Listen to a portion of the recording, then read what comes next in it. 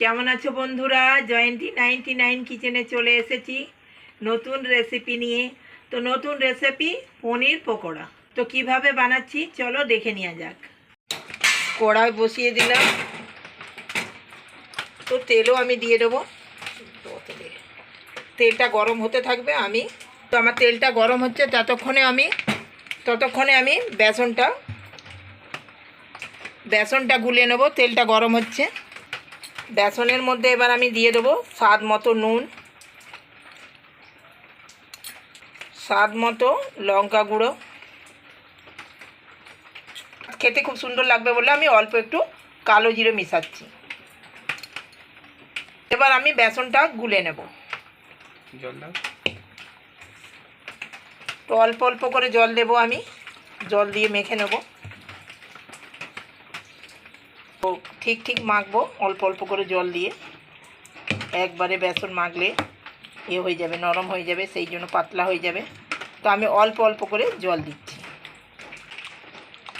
তো আমি এইভাবে ফেটে নিচ্ছি। আমি ভালো করে ফেটে নিতে হবে। তো পনিরের পকোড়া বানাবো, তার জন্য আমি বেসনের মধ্যে পনিরগুলো দিয়ে দিলাম।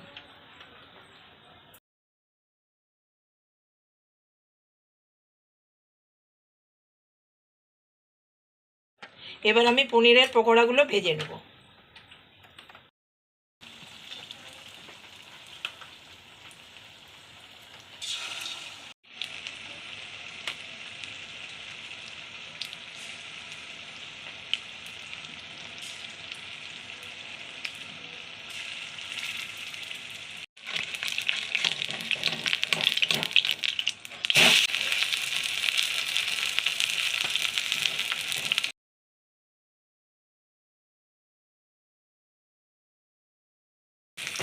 তো আমার পনিরের পকোড়া ভাজা হয়ে গেছে।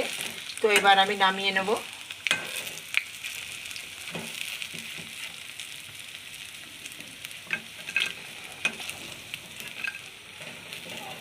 তো আমার পনির পকোড়া ভাজা হয়ে গেছে, দেখতেও খুব সুন্দর লাগছে। গরম গরম পনির পকোড়া খেতেও খুব সুন্দর লাগবে। তো আপনারাও বানিয়ে